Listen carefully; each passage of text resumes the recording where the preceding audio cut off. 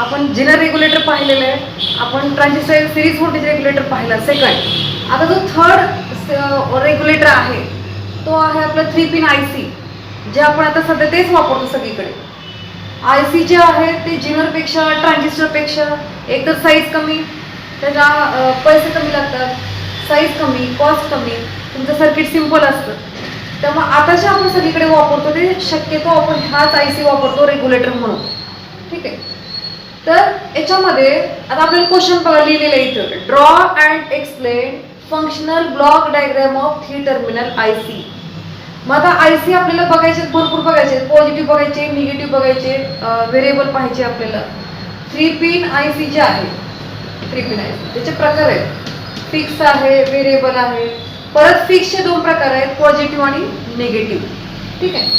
आता त्याच्या आधी आपल्याला काय पाहायचं आहे तर 3 पिन IC कोणतीही IC असेल, ती पॉझिटिव्ह असेल, निगेटिव्ह असेल, व्हेरिएबलची IC असेल, सिरीज कुठली पण असू द्या, सिरीज असतात ICच्या, 340 ची सिरीज, 320 ची सिरीज, 317 ची सिरीज, कोणतीही सिरीज जरी असली तरी त्याच्यामध्ये जे आत काम करणारे जे वर्क आहे ते सेम असतं. जे ब्लॉक दाखवले तुम्हाला इथं ते सगळं सेम असतं. जसं रेक्टिफायरची ब्लॉक डायग्राम आपण आधी पाहिली आणि त्याच्यानंतर आपण रेक्टिफायरच्या आधी आपण पॉवर सप्लायची ब्लॉक डायग्राम पाहिली. ब्लॉक बघितले की कोणते कोणते त्याच्यामध्ये वापरलेले असतात. तसं ह्यामध्ये पण ही ब्लॉक डायग्राम आहे. IC 3 पिन IC मध्ये कोणते ब्लॉक कार्य करतात आणि त्याचं काम काय आहे. ब्लॉक डायग्राम म्हटलं की आपल्याला अपेक्षित काय असतं, ब्लॉक डायग्राम आणि सर्किट डायग्राम मध्ये काय फरक आहे. तर आपल्याला सर्किट डायग्राम मध्ये तुम्हाला इनपुट दिल्यानंतर काय चेंजेस होत जातात आउटपुट पर्यंत हे आपल्याला एक्सप्लेन करणं गरजेचं असतं. बरोबर. पण आता याच्यामध्ये आपण काय करतोय, त्या IC मध्ये ब्लॉक डायग्राम म्हटले की फक्त ब्लॉकचं काय कार्य आहे हे फक्त आपल्याला लिहावं लागतं जेव्हा आपण ब्लॉक डायग्राम आपण कोणतीही एक्सप्लेन करतो. ठीक आहे. तर फर्स्ट जो ब्लॉक दिसतोय तुम्हाला 3 पिन IC रेग्युलेटर आपण पाहतोय आणि त्याच्यामध्ये पण आपण पाहतोय की block diagram of 3 pin IC regulator. त्याच्यानंतर आपण त्याच्या IC चे प्रकार पाहणार आहोत. ब्लॉक डायग्राम सेम असेल, तुम्ही कोणत्या जरी IC ची सिरीज वापरली, 340 असेल, 320 असेल, 17 असेल, फिक्स असेल, व्हेरिएबल असेल, हे ब्लॉक आतमध्ये काय राहतात सेम. आज आपल्याला पाहायचं की त्या ब्लॉकचं काय काम आहे त्या IC मध्ये. ठीक आहे. कसं वर्क करतात.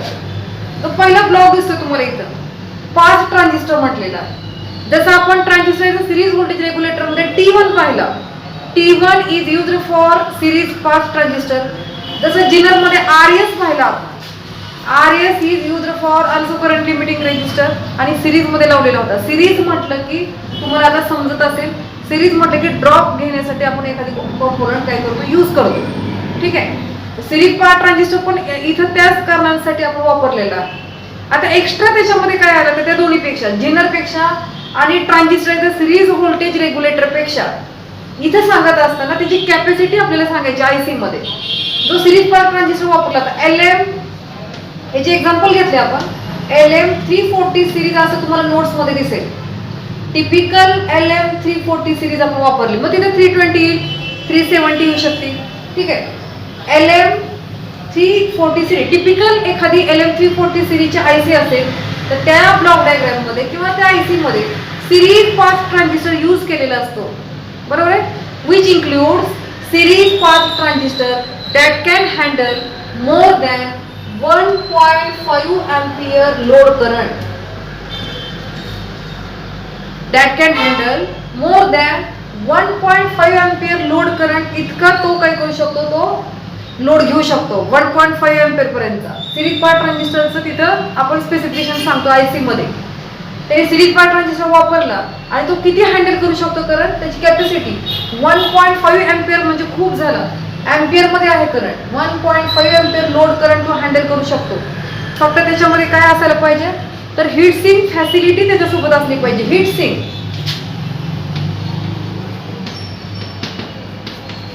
आता हीट सिंक तुम्हाला कदाचित माहित असेल, काही जणांना माहित पण नसेल. जर तुम्ही तुम्हाला कॉम्प्युटरचं थोडंफार नॉलेज असेल तर CPUच्या आतमध्ये पण हीट सिंक वापरलेलं असतं. ज्या IC असतात मेन IC CPUच्या आतमध्ये मदरबोर्डवरती जेव्हा IC असतात तर त्याच्यावरती असं छोटासा भाग त्यांनी असा आडवा टाकलेला असतो IC वरती, तांब्याची पट्टी असते जी काय करेल, उष्णता तुमची शोषून घेईल. त्याला आपण हीट सिंक असं म्हणतो. उष्णता शोषून घेण्यासाठी जी पट्टी लावलेली असते त्याला हीट सिंक असं म्हणतात. हे नसेल तर काही ठिकाणी छोटे फॅन वापरतात. तुम्ही जर कॉम्प्युटर जुने पाहिले तर जुन्या कॉम्प्युटरमध्ये फॅन होते छोटेसे, की जे आयसीला थंड ठेवायचे. खूप हीट त्याच्यामध्ये व्हायला लागली तर आयसीला थंड ठेवण्याचं काम फॅन किंवा हीट सिंक करतात. ठीक आहे. तर हा ट्रान्झिस्टर खूप लो करंट घेतो आणि मग याच्यामधून जास्तीत जास्त पॉवर किंवा हीट बाहेर पडू शकते आणि ट्रान्झिस्टर जळू पण शकतो. 1.5 एम्पियर लोड करंट हँडल करतो, पण त्याच्यासोबत ही फॅसिलिटी असणं गरजेचं आहे, हीट सिंक, की जेणेकरून तुमची जर उष्णता तयार झाली, हीट तयार झाली तर ट्रान्झिस्टर जळणार नाही. ठीक आहे. मग आपल्याला इथे लिहित असताना काय सांगायचंय? First point, typical LM340 series include series pass transistor which that can handle more than 1.5 ampere load current but sufficient heat sink is necessary. हा हँडल करतो पण त्याच्यासोबत हीट सिंक पण असणं गरजेचं आहे. हा फर्स्ट पॉइंट आहे आपला. ठीक आहे. हीट सिंक म्हणजे तुम्हाला आता कळायला असेल, हीट सिंक एखाद्या कॉम्पोनंटची हीट कमी करण्यासाठी वापरलेलं डिव्हाइस. ठीक आहे.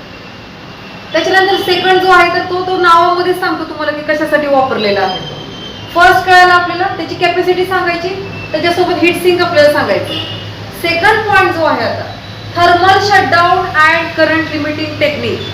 Thermal shutdown, thermal means temperature, shutdown म्हणजे ऑफ होणे, आणि करंट लिमिटिंग म्हणजे जर शॉर्ट सर्किट झालं तर त्यांनी प्रोटेक्शन दिलेलं आहे का. तर हे करण्यासाठी ही आयसी आपण काय केलं, सॉरी हा ब्लॉक आपण वापरलेला आहे. Thermal shutdown and current limiting means, thermal shutdown means if temperature of IC increases dangerously more than 175 degrees Celsius. If temperature around IC increases 175 degrees Celsius, याच्यापेक्षा जर जास्त व्होल्टेज व्हायला लागलं किंवा इतकं व्होल्टेज आलेलं आहे, सॉरी टेम्परेचर आलेलं आहे, टेम्परेचर आयसीच्या भोवती जर 175 डिग्री सेल्सिअस किंवा त्याच्यापेक्षा जास्त यायला लागलं तर काय होईल, IC automatically turn itself off. This is called as thermal shutdown and current limiting technique. तर काय होतं, 175 डिग्री सेल्सिअस पेक्षा तापमान जास्त व्हायला लागलं की IC स्वतःहून काम करायचं बंद करते. Shutdown itself of, shutdown means itself of, ती स्वतःहून बंद होते. स्वतःहून बंद केल्यामुळे काय होईल की तुमचं वर्क थांबेल आणि त्यामुळे तुमचे कॉम्पोनंट काय राहतील, सेफ.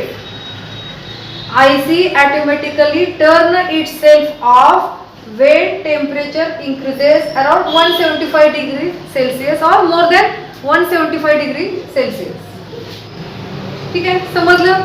थर्मल शटडाऊन म्हटलं की IC automatically turn off itself when around IC temperature increases 175 degrees Celsius or more than 175 degrees Celsius is called as thermal shutdown. Temperature वाढायला लागलं की IC स्वतःहून काम बंद करते, त्यामुळे आपले कंपाऊंड सगळे काय राहतील, सेफ. थर्मल शटडाऊनचं काम, ब्लॉकचं काम पाहतोय आपण. हा ट्रान्झिस्टर आपण वापरला 1.5 एम्पियर लोड करंट हँडल करण्यासाठी, ज्याच्यासोबत हीट सिंक असणं गरजेचं आहे. ठीक आहे. हीट सिंक म्हणजे काय तेही आपण पाहिलं झालं. याचं काम 1.5 एम्पियर लोड करंट, याचं काम आहे की एवढ्यापेक्षा जास्त टेम्परेचर गेले की ऑफ होणे, स्वतःहून काम बंद करणे. आता जो थर्ड ब्लॉक दिसतोय तुम्हाला इथं, ऍम्प्लिफायर आहे. याला म्हटलं जातं ऑपरेशनल ऍम्प्लिफायर, जो तुम्हाला मोठा चॅप्टर आहे पेपर फर्स्ट मध्ये. ठीक आहे. तिसरा किंवा चौथा चॅप्टर आहे ऑपरेशनल ऍम्प्लिफायर म्हणून, त्याची आयसी आहे IC 741 मीन्स ऍम्प्लिफायर आयसी और ऑपरेशनल ऍम्प्लिफायर आयसी. ऑपॅम्पची आयसी असं म्हटलं जातं. ज्या आयसीला दोन टर्मिनल असतात, एक आहे ते तुम्हाला दिसते पॉझिटिव्ह, एक आहे ते निगेटिव्ह आहे.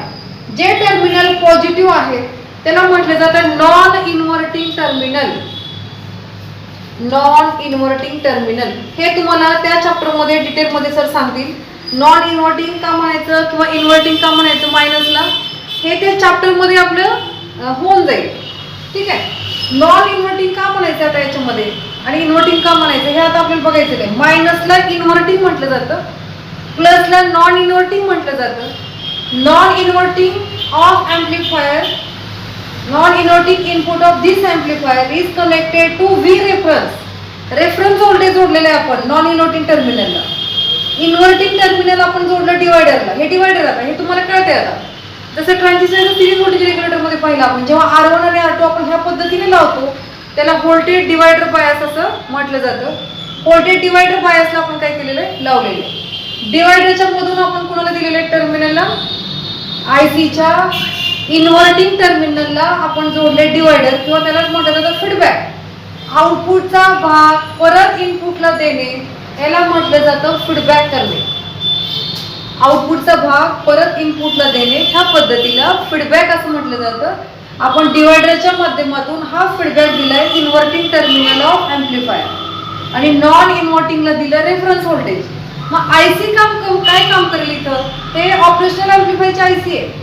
इकडून येणारं रेफरन्स व्होल्टेज, ज्या व्होल्टेजचा तुम्ही पॉवर सप्लाय बनवलाय ते व्होल्टेज आपल्याला इथं देऊन ठेवावं लागतं. रेफरन्स व्होल्टेज गेली की किती ठेवायचं आपल्याला आउटपुटला, आणि जेवढं तुमचं आउटपुट आहे जितकं काय आउटपुट असेल ते इथे ह्या दोन्हीला कम्पेअर केलं जातं. रेफरन्स व्होल्टेज आणि आउटपुट व्होल्टेज जे काही कमी जास्त आहे ते आपल्याला जसं आपण ट्रान्झिस्टरच्या सिरीज व्होल्टेज रेग्युलेटरमध्ये होईल त्या पद्धतीने होईल. थोडक्यात हा जसं एरर एम्प्लिफायर काम करायचा त्या पद्धतीने हा काम करेल. ठीक आहे. फक्त ट्रान्झिस्टरच्या ऐवजी आपण काय वापरले आता इथं आयसी. हे दोन कम्पेअर केले जातात, रेफरन्स व्होल्टेज आणि फीडबॅक व्होल्टेज. ठीक आहे. आउटपुटचा भाग परत आपण इनपुटला देतो त्याला म्हणतो आपण फीडबॅक, आणि फीडबॅक देतोय आपण डिवायडरच्या माध्यमातून. बरोबर. बघा, सिरीज पार्ट ट्रान्झिस्टर आपण इथं वापरला 1.5 एम्पियर लोड करंट हँडल करण्यासाठी, ज्याच्यासोबत सफिशियंट हीट सिंक असणं गरजेचं आहे. सेकंड वापर आपण thermal shutdown and current limiting. 175 पेक्षा जास्त टेम्परेचर व्हायला लागले की आयसी स्वतःहून काम बंद करते, त्याला म्हटलं जातं थर्मल शटडाऊन. ठीक आहे. आणि त्याच्यानंतर नेक्स्ट आहे तो ऑपरेशनल एम्प्लिफायर किंवा नुसतं एम्प्लिफायर म्हणा, IC74 त्याच्यासाठी आपण वापरतो, ज्याला दोन इनपुट्स आहेत. एक आहे ते नॉन इन्व्हर्टिंग इनपुट, सेकंड आहे ते inverting input. Non inverting input is connected to reference voltage, inverting input is connected to feedback of divider bias.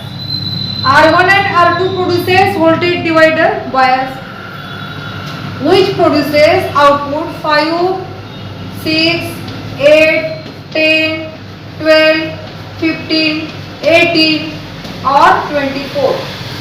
इतकं व्होल्टेज डिवायडर बायसच्या माध्यमातून काय मिळेल, इकडे मिळेल.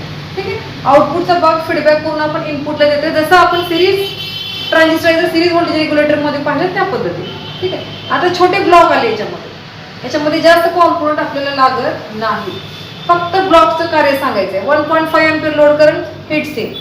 175 पेक्षा जास्त झाले की ऑफ. Inverting, non inverting.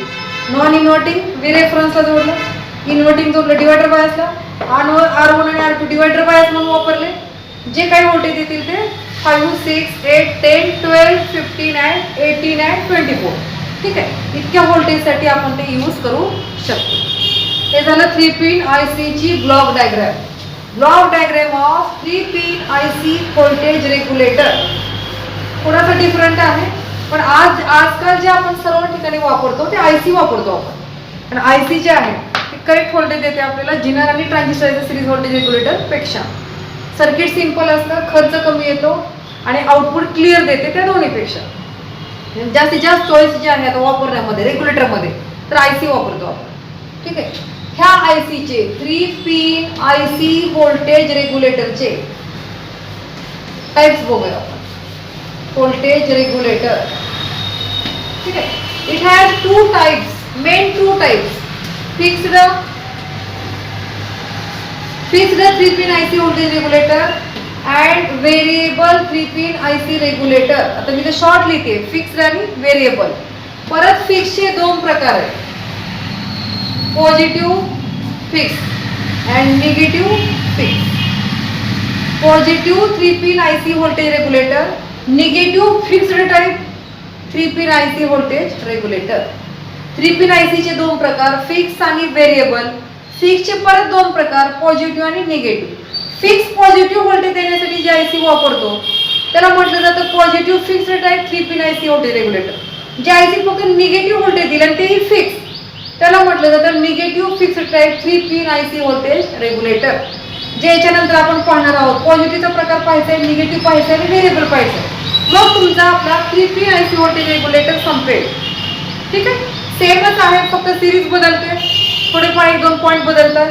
बाकी सर्व काय असेल याच्यामध्ये सेम. तिन्हीचे बरेचसे पॉईंट आपले काय आहे सेम. आणि एकच फक्त रेग्युलेटर राहतोय आपला SMPS स्विच मोड पॉवर सप्लाय. म्हणजेच मंडेला आपल्याला हे जवळपास सगळे काय होतील, सगळेच रेग्युलेटर काय होतील आपले संपतील. आणि मग आपण सेकंड लेक्चरसाठी मंडेला आपण प्रॉब्लेम घेऊया. सेकंड लेक्चरसाठी 0.707 आपल्याला लॉग लागेल प्रॉब्लेमसाठी. ठीक आहे. तर तुमच्याकडे नोट्स आहेत, तुम्हाला प्रॉब्लेमचे फॉर्म्युले दिलेले आहेत.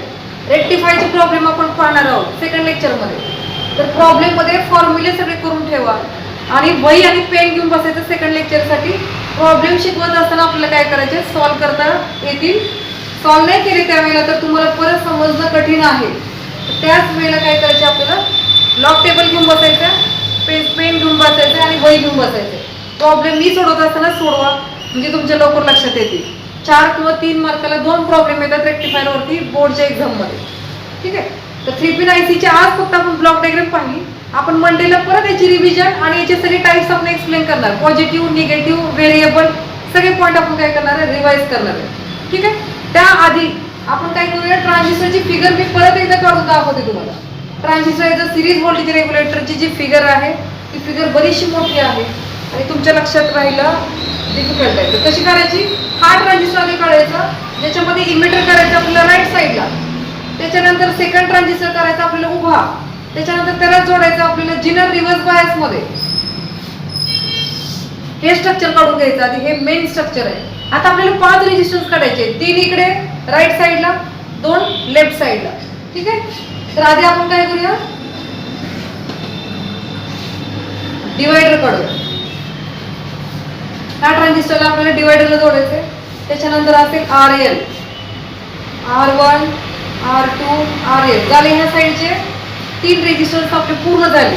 आता इकडे 2 द्यायचे. ते कसे द्यायचे, हा जो ट्रान्झिस्टर आहे त्याच्या कलेक्टरला एक द्यायचे आपल्याला, त्याच्या इमिटरला एक रेजिस्टन्स द्यायचे आपल्याला. झाली ही फिगर तुमची पूर्ण. R1, R2, R3, R4. हा ट्रान्झिस्टर T1, हा T2, हा जिनर. तिकडे अनरेग्युलेटेड पॉवर सप्लाय इनपुटला आणि आउटपुटला असेल रेग्युलेटेड पॉवर सप्लाय. ठीक आहे. व्हेरी सिंपल आहे फिगर. फक्त एकदा लक्षात आली की तुमच्या लक्षात राहायला सोपं जाईल. त्याच्यानंतर जर जिनरची फिगर पाहिली आपण, तर जिनरच्या पण फिगर मध्ये बघा RS, जिनर, त्याच्यानंतर आपण पाहिला RL. एवढ्या 3च गोष्टी आपल्याला लागतात, RL, RS.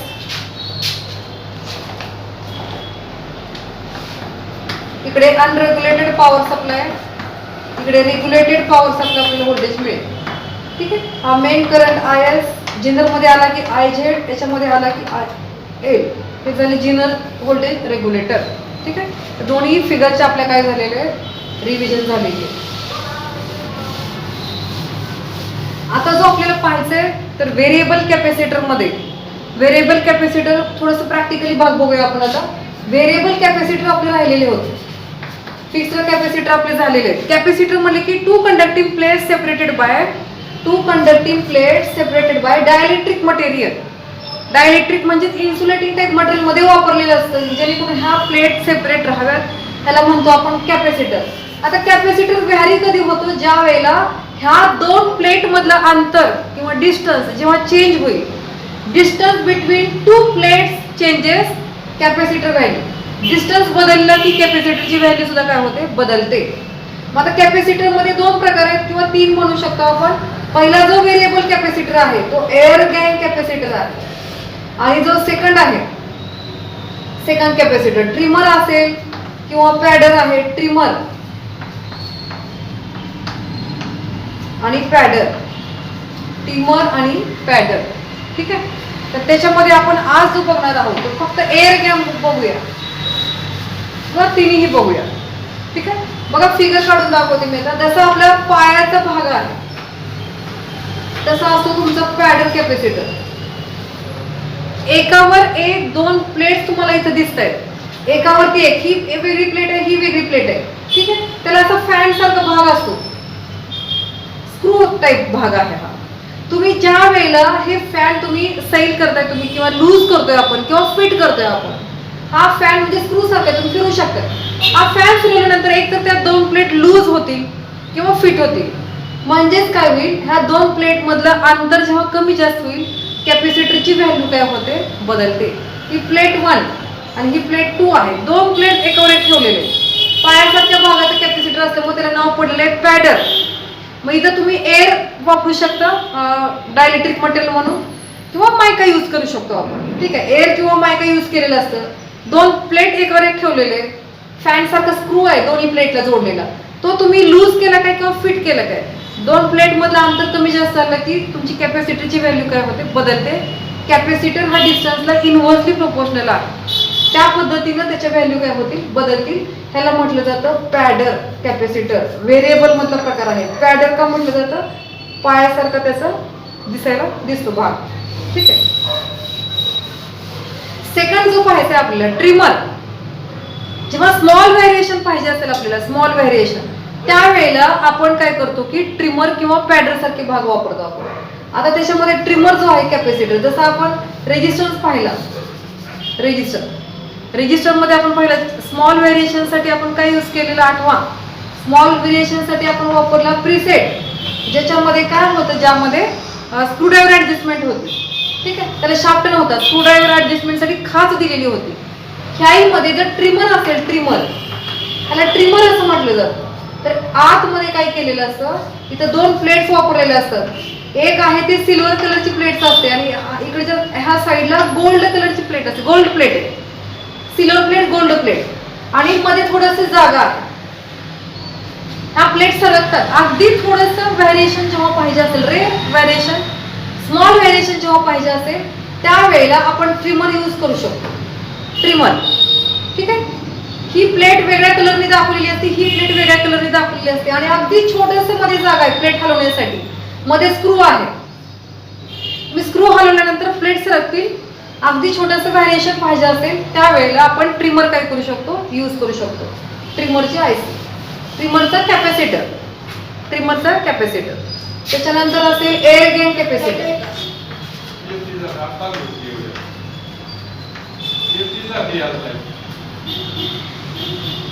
ठीक आहे, एअर गॅन कॅपॅसिटर. आता गॅन रेजिस्टर आपण पाहिलं, एकापेक्षा जास्त रेजिस्टर जेव्हा आपण एकाच युनिट मध्ये आपण यूज करतो, एका शाफ्टच्या सहाय्याने ऍट अ टाइम चेंज होईल कॅपॅसिटर, त्याला रेजिस्टर, त्याला आपण म्हणतो एअर गॅन रेजिस्टर. आता आपल्याला पाहायचंय एअर गॅन कॅपॅसिटर. कॅपॅसिटर कधी बदलणार आहे, जेव्हा प्लेट्स, दोन प्लेट्स मधलं अंतर किंवा डिस्टन्स चेंज होईल.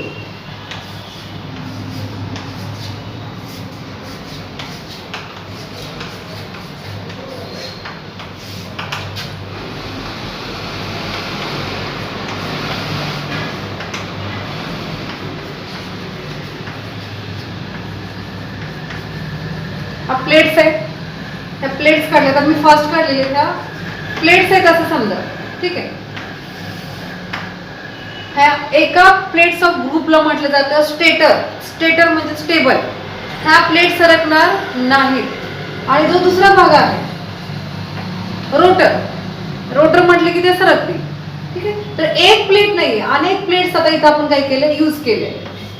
ग्रुप ऑफ प्लेट्स आपण काय करतो, यूज करतो. इथं 5 प्लेट्स लावल्या, इथं 5 प्लेट्स लावल्या. प्रत्येक 2 प्लेट मध्ये काय होईल, एक कॅपॅसिटर तुमचा तयार झाला. म्हणजे जवळपास 5 कॅपॅसिटर आपण एकाच युनिट मध्ये, एक्झाम्पल घेतले आपण की 5 कॅपॅसिटर आपण एकाच याच्यामध्ये लावलेले आहेत, व्हेरिएबल. ठीक आहे, एअर याच्यामध्ये काय असेल, डायलेक्ट्रिकचं काम करेल. म्हणून ह्या कॅपॅसिटरला एअर गॅन कॅपॅसिटर असं म्हटलं जातं. डायलेक्ट्रिक म्हणून तुम्ही एअर वापरलेला आहे. डायलेक्ट्रिक म्हणजे दोन प्लेट्सला मध्ये सेपरेट राहण्यासाठी आपण डायलेक्ट्रिक वापरतो. इथे डायलेक्ट्रिक म्हणून तुम्ही एअर वापरलेला आहे. ठीक आहे, आता याच्यामध्ये ग्रुप ऑफ प्लेट्स आपण वापरले. एका ग्रुपच्या प्लेटला नाव दिलं स्टेटर, ज्या स्टेबल आहे, हलणार नाहीये. सेकंड ग्रुप ऑफ प्लेट्सला आपण नाव दिलेलं आहे रोटर, ज्या काय होतील, सरकतील. तर ज्या वेळेला तुम्ही हा शाफ्ट फिरवाल रोटरचा, त्यावेळेला रोटरच्या प्लेट्स काय होतात, सरकतात. उलट्या साईडने जर फिरवलं आपण तर फिट होतं. कमी किंवा जास्त आपण करू शकतो. रोटर ज्या वेळेला सरकेल त्यावेळेला प्रत्येक 2 प्लेट्स मधला जो एरिया आहे तो एरिया काय होईल, चेंज होईल.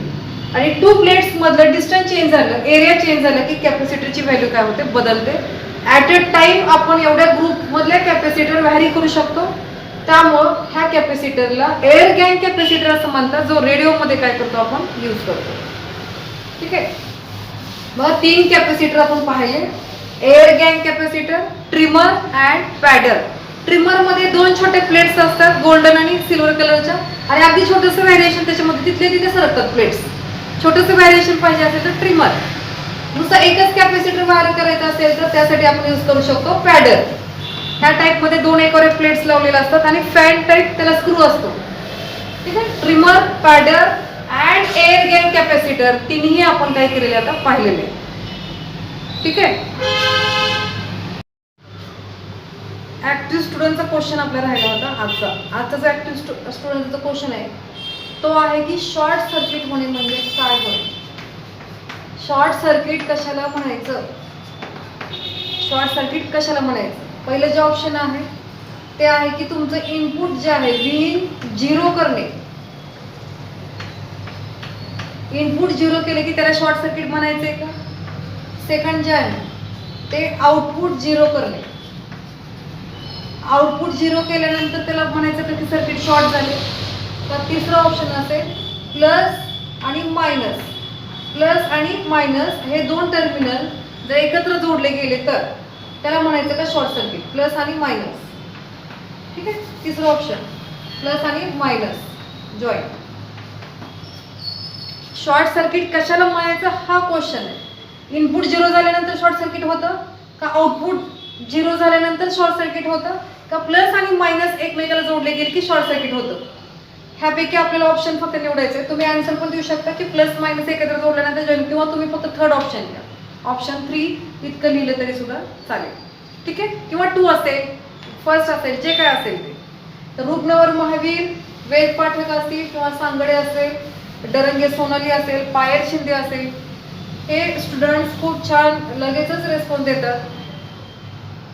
असाच रेस्पॉन्स आपल्या सर्वांकडून अपेक्षित आहे.